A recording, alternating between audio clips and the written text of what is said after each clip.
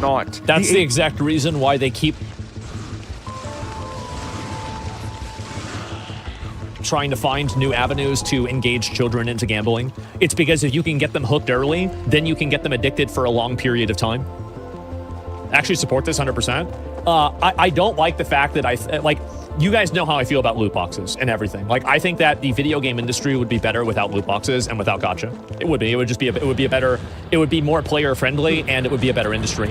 But there are two factors that I think come into that. Number one is, why is it that a user is not able to make a decision with their money, right? You have two consenting adults that are choosing to do something with their money and with their service. Why is it that you have a legal right to tell them no? I think that's a huge factor. And number two, I find this to just be incredibly circumstantial, considering the amount of protections for sports betting in the last 7 years have just gone away and away and away. And now you have prediction markets coming into the market as well that are also effectively gambling, and that's okay with them. So it doesn't make sense to me that you would go after Valve with this comparatively small market of CSGO stuff, and this is a worldwide market, but you wouldn't go after sports betting, which is being distributed to children constantly through places like ESPN and also through FIFA in some cases, right? And I don't know about FIFA as much, to be fair, and or NBA, right, or anywhere else, and you're not going after them, and you're also not going after prediction markets, and you're not regulating them first.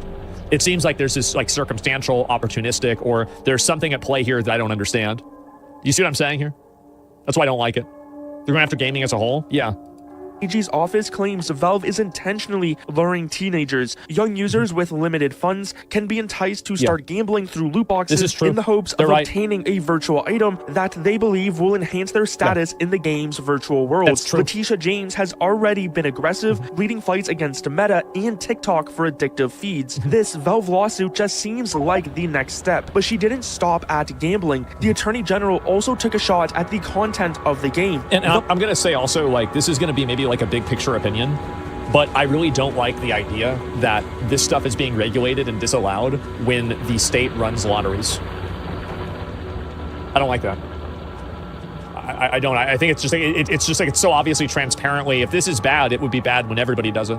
Like, I see people, like, I go to the gas station, like, there's a lot of people that are doing gambling, like, you know, both of the gas stations that I go to regularly, maybe, like, the top, like, probably 5, you know, like, 3 out of those 5, there are people gambling at those gas stations non-fucking stop. They're doing this all the time. And so the idea that this is some sort of, like, it's like, if you're gambling, I don't view it as like a morally good thing, regardless of whether it's regulated or it's sanctioned by the state or not. I think that, like, if you die and you talk to St. Peter or Jesus or Allah, you know, whenever you go to fucking heaven, and you say, oh, well, I was only promoting gambling for, you know, the state, and it wasn't for like a private company. Like, I don't think that any of them would say, oh, okay, understandable, please come into heaven now. Like, it's very clearly a morally bad thing to do, regardless of, you know, whether it's sanctioned by the government or not. And so I don't really see, like, I don't see them having like a moral or ethical foundation to go after these gambling companies. I don't at all. And, like, maybe this is unfair for me to say, but, or it's like too high-minded or, you know, like virtue signaling for me to say this, but, like, that's actually what my opinion on it is. Like, I think it's a universally, like, it's an indisputably morally bad thing to do that they're creating shades of gray in that don't actually exist. Valve's promotion of games that glorify violence and guns helps fuel the dangerous epidemic of gun violence, particularly among young gamers who can become— It's 2004 again. To grave violence before their— And this is another problem that I have, is that these people are approaching it with, like, such a stupid perspective. To the extent that they get anything right, it's purely a coincidence. Are fully developed. That's what I think. So while this legal case is about gambling, they are also pushing harm. This makes the lawsuit much harder to settle quickly. They want disgorgement of ill-gotten gains and a permanent stop to these features. So if you're a CS2 player, trader, or just someone who just follows Valve, this is where you might be wondering, well, what actually happens next? And well, we could see regional locking. We've already seen this in places like Belgium and the Netherlands, where Valve might be forced to— Belgium and the Netherlands have, like, they have the strictest loot box rules in any Western country. I'm not familiar with other countries like China and, like, what their rules are, but I know inside of the Western countries, it's Belgium and the Netherlands that are the most aggressive and most consumer friendly with these practices. stable case openings entirely for New York. Depending on how serious this gets and how Valve takes it, if the court finds that third-party sites are facilitated by Valve, they may be forced to adjust the API that allows those sites to function. But also, if New York wins, we could see other states like California or Illinois follow up. Well, you're going to see every company change their policies based off of it. It's the same as like how every website now bans you for being under 13. It's because of a legal requirement for not following and collecting data on people under 13. It's called COPPA. For over 10 years, Valve has operated in a legal gray area, but the state of New York is no longer playing games. Attorney General James is seeking to permanently stop Valve from continuing to promote illegal gambling in its games and to pay disgorgement and fines. This is one of the most significant legal threats to Valve we have seen in a long time, and we could see some major changes because of it. As the Attorney General put it, illegal gambling can be harmful and lead to serious addiction problems. I don't see how what I don't understand is that illegal and legal gambling are addictive. Like, it's like, you know, if you make illegal cigarettes or you are making moonshine that you're technically not allowed to do, and you become an alcoholic from that, like both of these people and the ones that become alcoholics from like liquor that you can buy at a store, they're both alcoholics. Like, it's about state control. Exactly. Like, I don't understand this. My office is suing to stop Valve's illegal conduct and protect New Yorkers. But I want to hear from you. Do you think Valve is at fault here and could be hit with some serious consequences? If you want to stay updated on this brand new case against Valve, don't forget to subscribe. Yeah, I watch Water CS2's videos a lot about Valve. He covers all the Valve stuff that happens. And like I can see like the problem, what makes me mad about this is that I know that they actually do have a point with this, where like CSGO skins and everything. I mean, here's really the question, right? And I think everybody should be honest about this. Is CSGO skin case unboxings, is this gambling? I think absolutely it's gambling. It's not even a question whether it's gambling or not. It is 100% gambling. But even with that, that doesn't mean that, oh, wow, like if gambling is so bad, then why don't you go after sports gambling and also prediction markets? Like both of these are obviously way fucking bigger than CSGO. But, and then also, I also don't like the mindset that, because people might say, oh, well, this is for kids. Number one, Counter-Strike is an M-rated video game, which is 17 plus. So if you're not 17 or over, you shouldn't be playing it. Number two, do you really think that kids aren't watching ESPN? You really think that they don't see these prediction markets? Like, what is this? And I just feel like it's once again another example of them basically trying to, I think that they're trying to clear the board in order to avoid other companies that maybe they have closer ties to being accountable, or like with TCG stuff. Yeah, exactly. Someone said because the Rothschilds lost the case. Yeah, and that's another thing too, is that like this is kind of like an unspoken thing. Like this is getting into conspiracy territory. So, you know, like just be aware of that. How is it that they immediately lose this case with the Rothschilds and then right after that New York sues them? Like, I don't know, man. Like, it's just very coincidental. It's good timing, right? Win against the Rothschild, global power structure punchers back. Huh? Wait, what? What is this here? Epic CEO. I don't know what that is exactly. Wait till New York hears about Mojang. Yeah, exactly. Like, if you want to make a categorical ban on loot boxes, then I think that you have like an ethical foundation to do that under. But really, I mean, you know, with counter, I don't know, can you really make money opening these boxes, or is it kind of like gacha games where you're probably going to lose money if you get involved with it? I think you're wrong with comparing to Polymarket. Well, I don't think that I am, and here's the reason. You can. I really don't know the answer to that. That's the truth. The reason why I think that it's not, it's the same thing, is that you are wagering money and you are wagering some sort of collateral with an outcome that you can't control. And if the outcome happens in the way that you want it to, you get a huge payout. And if it doesn't, you get a much smaller payout. It's like trading cards. Yeah, or something like that, right? And just in general, like that's at least that's the way I feel about it.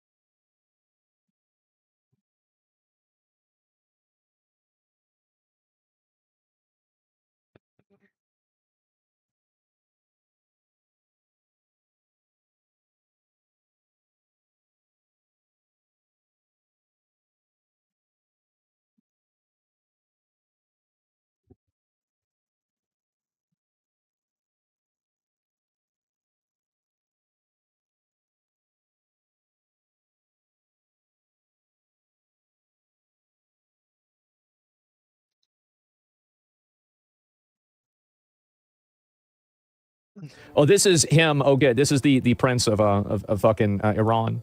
Maria, there's no question that this is the game changer we've been waiting for all this time. The jubilation of Iranians at home and abroad shows how much people were hoping for this moment. And I join millions of Iranians thanking President Trump for taking this into action and delivering on his promise. We are so elated of the fact that now we have the beginning of the very end of the regime, because at least we are going to see more and more decimation of this regime, which can only equal the playing field so that the Iranian people will come back to the streets and claim the country back from this hated regime. Thank God. And that is exactly what President Trump has been telling you want to return to rule Iran? To the Iranian people, take back your country. How can they do that, sir? Well, Maria, this is time now for a very strong, stable transition. I am leading this transition. I have the support of millions of Iranian people. I have. Keep in mind that whenever they turned off the internet on in Iran, that Reza Pahlavi's like his videos on Instagram were getting like 30-something million views, and after they turned it off, he went down to getting 3 million views. So you could logically assume that the majority of those 30 million views that he was getting were probably from Iranians. That's how many people watched him and supported him. The people inside the country that are joining and broadening the coalition of forces. And it's good to have those quantitative, those quantitative benchmarks. Will be at play in. I don't know about that logic. I'm sure that them turning off the Iranian internet from the person that says that they're representing the Iranian transition, and then that person randomly losing 30 million followers and 30 million views on their video, I'm sure they were completely unrelated. You're right. That's so true.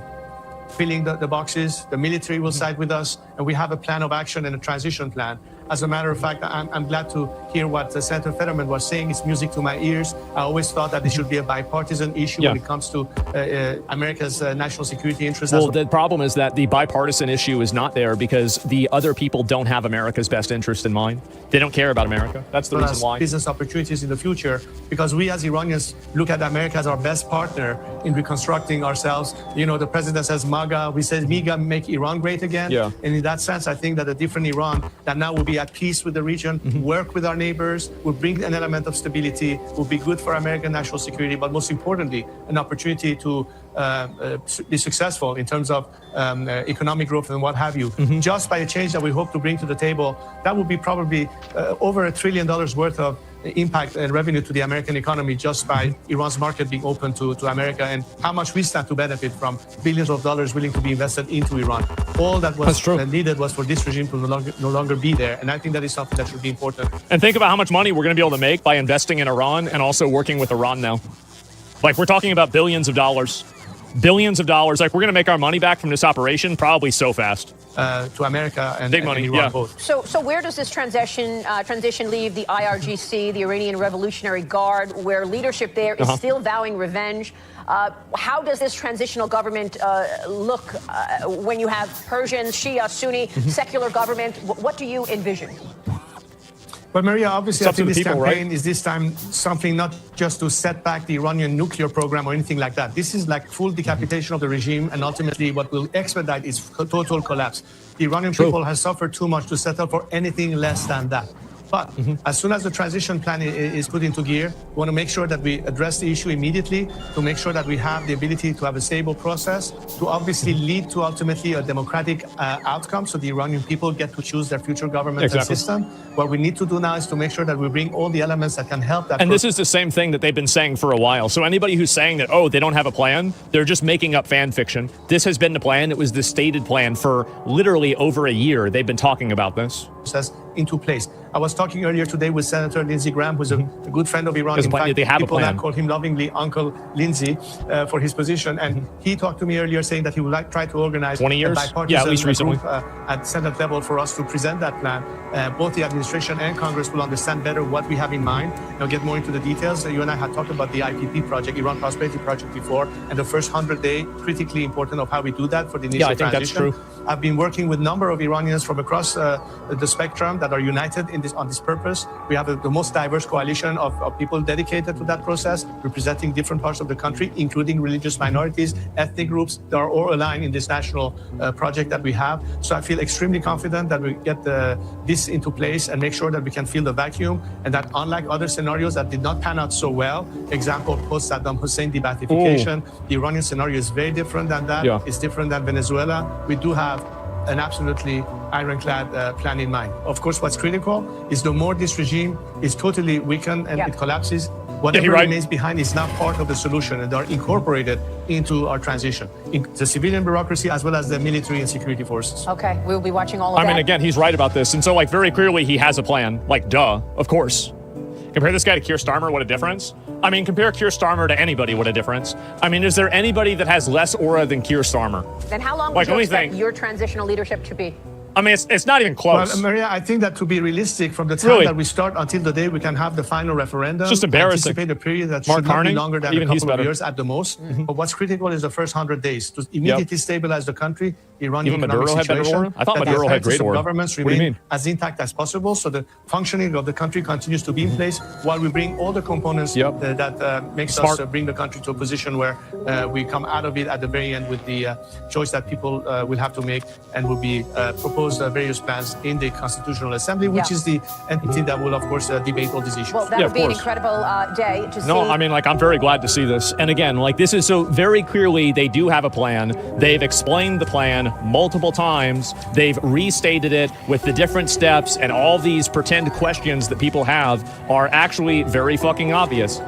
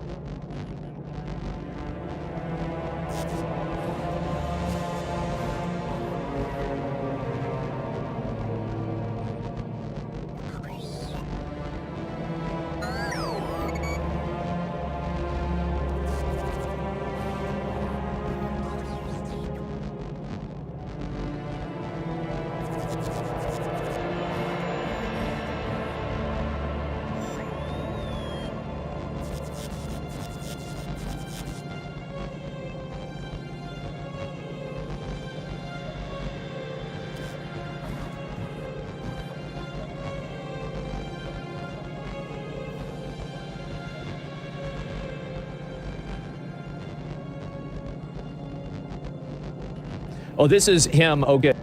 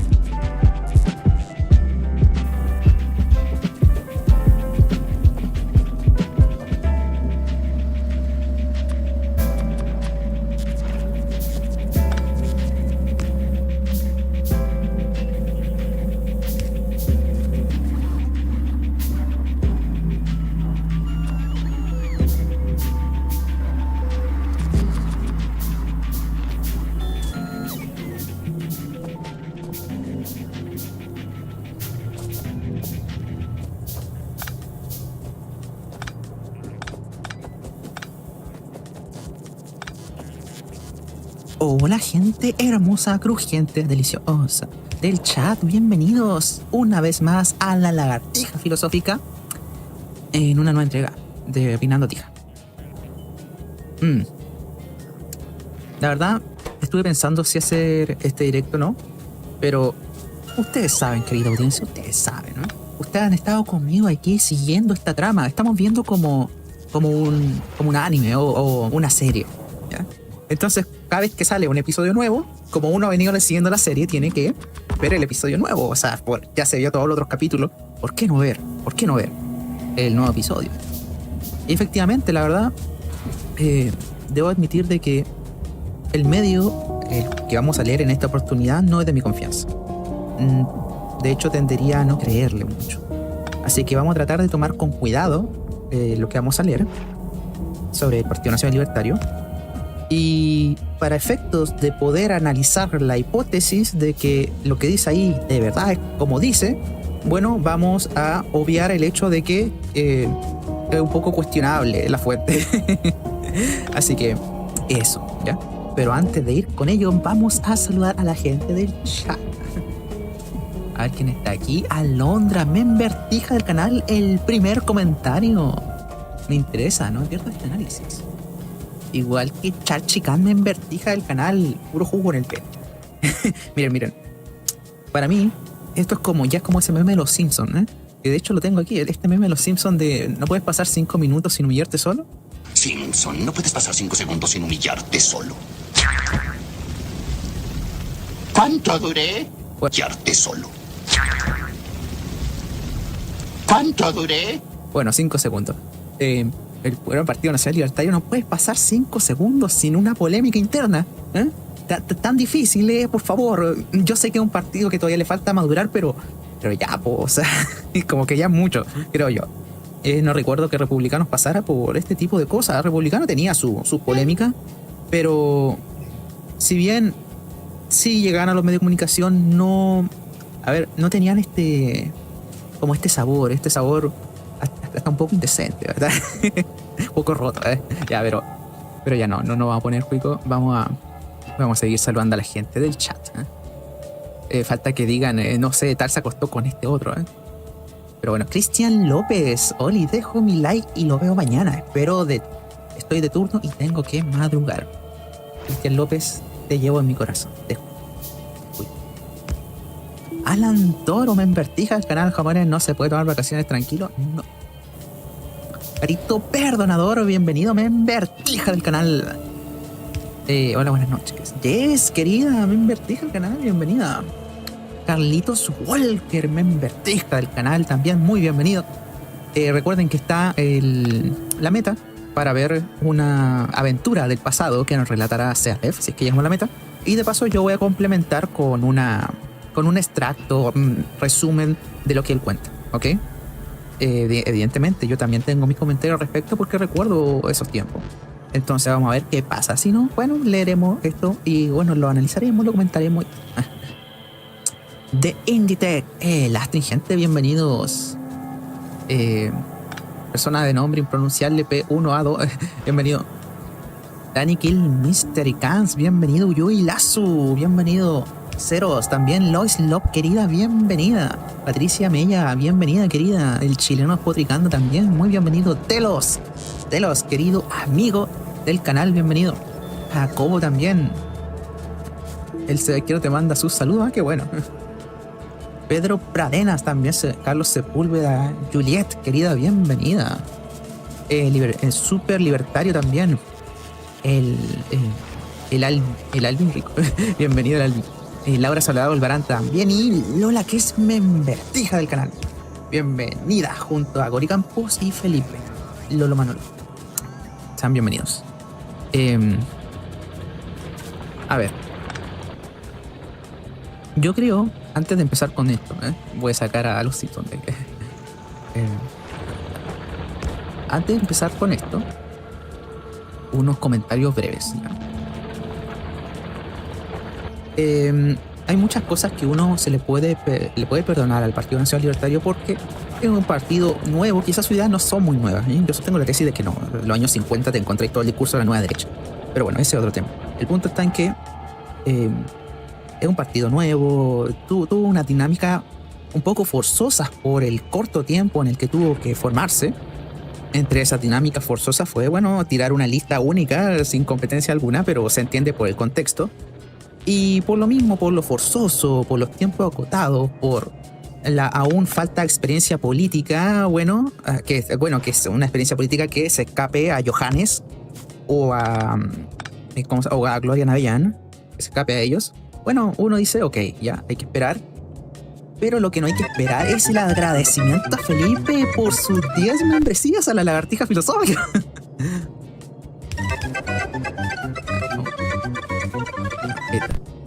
Felipe, gracias. Bienvenida.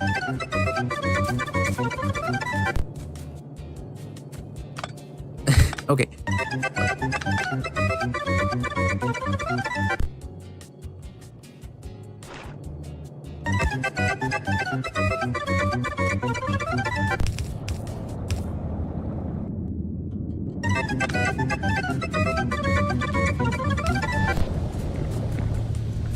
¿Ya?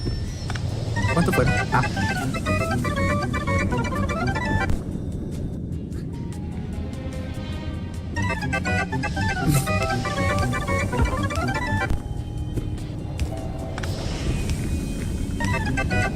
Wow.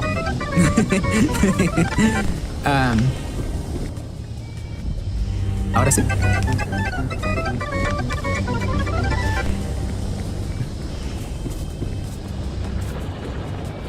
Ya. Ok, ahora sí, ya, ok. Bienvenida Juliet, Andrea, Ricardo también, Silver Wolf, M. Herrera, Chris Gajardo, Betulín, Nevitron, The Blog de Susan, bienvenida. Simón Díaz, bienvenido. Mr. Pris, moderador del canal también. Están todos muy bienvenidos al régimen de la lagartija filosófica. Ahora pueden acceder a las...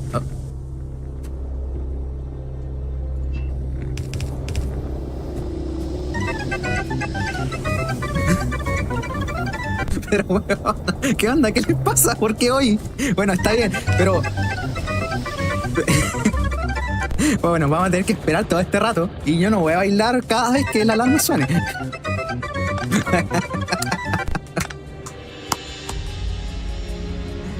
Voy al circo, voy al circo.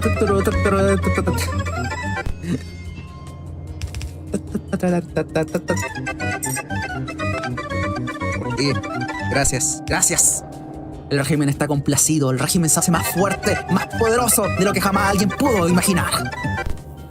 De hecho, somos un canal con hartos miembros dentro de lo estándar.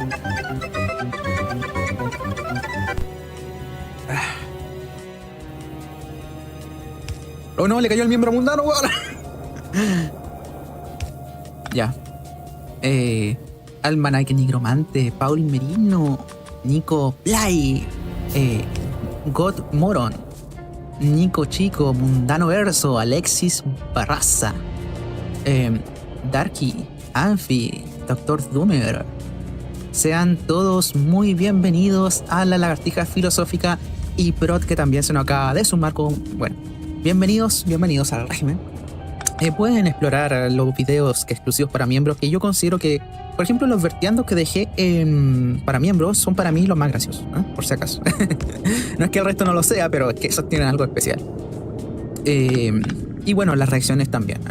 Las reacciones que dejé para miembros son las que yo considero que fueron las mejores dentro de mi apreciación de lo que es una reacción, amerita.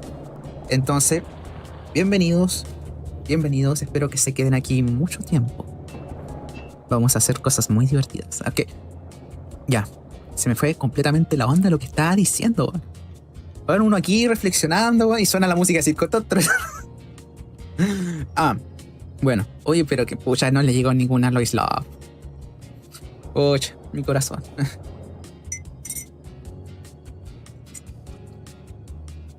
Entonces,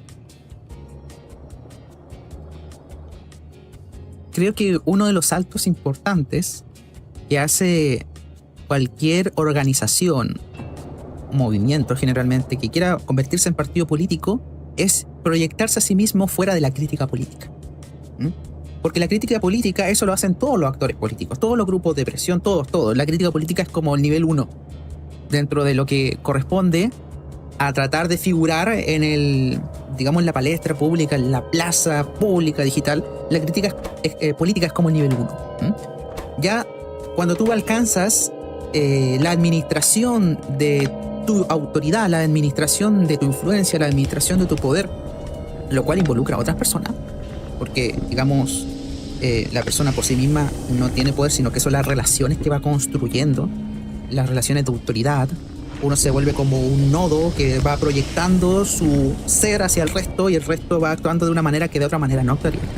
Cuando uno logra administrar eso y administrar sobre todo el disenso político, ya uno puede decir, mira, tú no eres simplemente una apariencia, tú no eres simplemente un entretenimiento, sino que tú eres una alternativa de verdad, una alternativa realista. Generalmente muchos fracasan en este salto a ser una alternativa de verdad porque precisamente el nivel 1 es muy cómodo, la crítica política. Independientemente de la opinión que ustedes tengan sobre si el PNL debió o no entrar al gobierno, lo cierto y lo realmente criticable aquí, que hemos, digamos, evidenciado, no es si entró o no, sino cómo se tomó la decisión y lo poco que se visualizó de quién podría molestarse al respecto. El poco control de daños, el mediocre control de daños. Eso es lo que realmente, creo yo, amerita una crítica. Y lo hemos hecho. Bueno, yo lo he hecho. Hablo en plural, maldita sea, se me pega lo de Alexis López. Bueno, hablar en plural cuando con un micrófono. Entonces, volviendo al punto. Vamos a reaccionar a esta noticia, artículo del Mostrador, que nos relata un poco, bueno, la supuesta ruptura del Partido Nacional Libertario. ¿Ya? Han Natalie, bienvenida. Miserables. Sopa para uno con Master Dog también. Charty Torres, bienvenido. Audible Whisper. Ya. Ok, voy a leer entonces.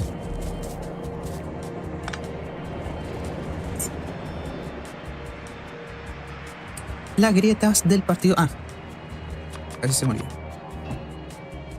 Nunca uso lente en directo, pero bueno, a mí no me gustan, pienso que se me ven mal, ¿no? Pero bueno, sí creo que puedo leer mejor. De hecho, sí. Las grietas del Partido Nacional Libertario. 2 puntos. Lugartenientes abandonan a Kaiser por, entre comillas, totalitario.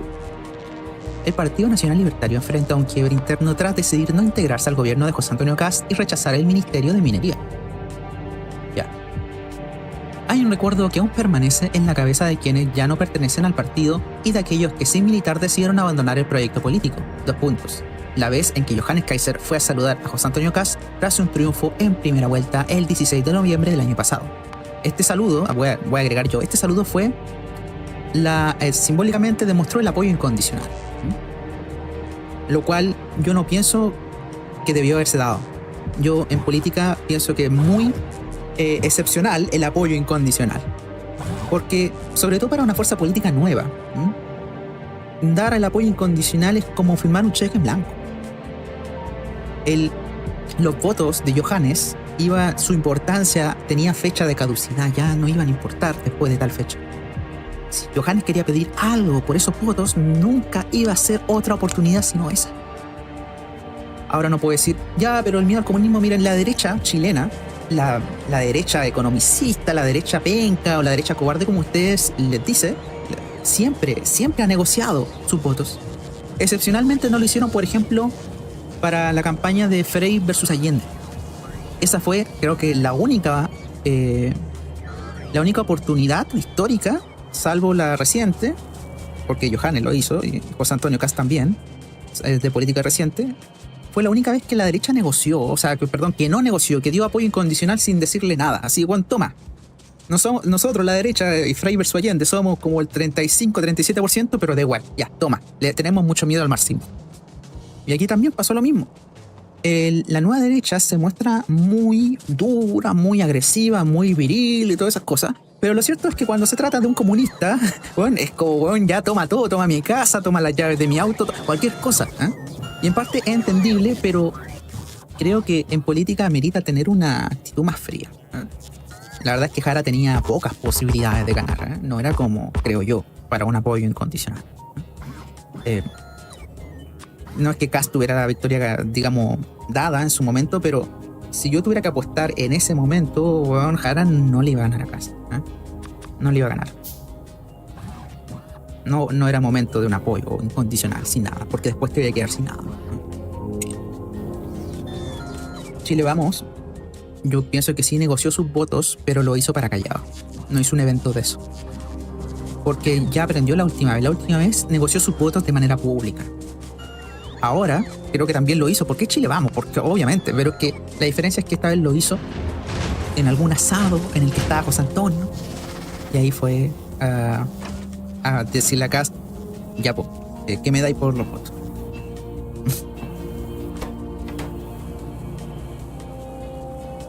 Ya. En ocasiones, el candidato de la presidencia del Partido Nacional Libertario, PNL, aseguró que votar por Kast es votar por Chile. Para los militantes y la gente que participó en las distintas áreas del equipo programático de Kaiser, el mensaje no solo era un llamado a votar por Kast en segunda vuelta, sino también a la adhesión a un eventual gobierno suyo después del balotaje, en un escenario expectante que tenía al partido compartiendo la misma alianza electoral con los republicanos y el Partido Social Cristiano. La gente dice que Lavé traicionó a Kaiser, y si bien a mí no me agrada Cristian Lavé como político, le reconozco algunas cosas, pero hasta ahí. Yo veo que quizá fue al revés. Porque yo no me cuesta para nada imaginar, por ejemplo, a Johannes con Cristian Lavé hablando de todo lo que iban a hacer en el futuro gobierno de José Antonio Kast. Hablando incluso entre ellos dos, ahí, no sé, en la ruta 4K, sobre... No, sí. Cristian, tranquilo. No va a pasar nada. Tú vas a entrar al gobierno y vas a tirar la casa por la ventana. Ya vaya a ver, les va a pegar el alcachofazo a todos. Y eso al final no pasó. Ustedes pueden decir, ya, pero Cristian quiere un trabajo, migajero, todo lo que ustedes quieran. Pero en serio, es tan raro imaginar una conversación entre Johannes Kaiser y Cristian Lavé en que estén hablando sobre lo bacán que va a ser parte del gobierno de José Antonio Kast. y todo lo que van a hacer cuando eso sea posible. Y después enterarse en la noche por Radio Conquistador, ni siquiera comunicado oficial. Primero fue la Radio del Conquistador la que anunció de que no iban a ser parte del gobierno. No fue el comunicado del Partido Nacional Libertario, no. Fue la Radio del Conquistador. Porque esa noche, Johannes estaba en el auto, no sé, de Santiago a Valparaíso, y anunció la weá ahí mismo. La B, todo va a estar bien, claro. Le dijo a la B, Johannes, le dijo a la B, todo va a estar bien. David Soto, member, hija del canal, bienvenido. Y si fue un salto de fe, también puede ser. También puede ser. Avenida Libertaria, querido amigo, bienvenido. Pero bueno, a eso sumando este hecho de la alianza electoral, era como, bueno, si tuviste una alianza parlamentaria, una alianza electoral con estos partidos, bueno, difícilmente te consideren como un leproso, porque si fuera así no se juntan contigo y listo. Entonces, digamos, había suficientes elementos para presumir por parte de no solamente Cristian Lavé, sino por parte de la gente que trabajó en el programa Johannes Kaiser, de que, bueno, efectivamente iba a ser parte del gobierno. El panorama hoy, sin embargo, es radicalmente opuesto. Han pasado poco más de 3 meses y esa expectativa inicial de ser parte del nuevo gobierno ya no existe. Esto después de que el Partido Nacional Libertario decidiera trazar líneas rojas, entre comillas, una especie de piso mínimo para cooperar con el futuro ejecutivo, como el rechazo explícito a la educación sexual integral, ESI, y el programa de apoyo a la identidad de género, PAIC, entre otras exigencias. La propuesta, por cierto, generó rechazo en el Partido Republicano y Chile Vamos. Miren, yo en principio no creo que la propuesta haya generado rechazo en cuanto a contenido de la misma en Republicano. En Chile Vamos sí, pero no en Republicano. ¿Por qué? Digo entonces, ¿por qué la laraca? ¿Por qué la laraca con la línea roja? Porque, a ver, tú cuando piensas las cosas en el esquema de las líneas rojas, tú puedes transparentarlo en la negociación. Pero cuando lo transparentas antes de la misma, el otro ya está a la defensiva contigo. ¿Por qué? Porque a lo mejor me estoy poniendo en los zapatos de Cast y los republicanos, de su equipo. Decía, ya vamos a conversar esto otro y esto otro, porque resulta que tenemos que hacer como un frente amplio, pero de derecha. Frente democrático, frente antimarxista. Y resulta que este weón de entrada ya me está diciendo de que va a ser conflictivo hablar con él. Digamos Johannes de entrada, digamos, con la retórica, el esquema, la línea roja, ya me está diciendo de que voy aquí a encontrar un muro. Entonces yo ya me pongo a la defensiva contigo y empiezo a hacer mi idea de lo penca que va a ser trabajar contigo. ¿Me explico? Ahora, ustedes lo pueden encontrar exagerado, y la verdad es que sí. Pero viniendo de un gremialista o gremialistas, no me es tan difícil imaginarlo. Aquí estamos sencillamente haciendo ciencia ficción, pero yo, a ver, es que he hablado con gremialistas y ellos son un poco así, como que se ofenden por cosas muy tontas, y son cosas que uno encuentra también en el empresariado, en el gran empresariado, cuando habla con ellos, que se molestan por cosas muy tontas también. Pero de todos modos, yo creo que ahí se confundió lo que es un principio moral con la política, porque los principios son absolutos, pero la política es circunstancial. Y las circunstancias no se acomodan a los principios, sino que generalmente es al revés. O sea, si tú quieres tener un manejo mejor de la situación, tú no vas a tratar de que las circunstancias, como sinónimo de realidad política, se adapten a tus principios, sino de que tú vas a tener que saber cómo surfear las situaciones para obtener el mejor pedazo del pastel posible en las circunstancias que te tocaron. Y yo no creo que Johannes haya estado en esa parada. Por todas las cosas que dijo después de las negociaciones, no creo que Johannes haya estado en esa parada. De tratar de surfear de mejor manera unas circunstancias políticas que le tocan vivir, sino que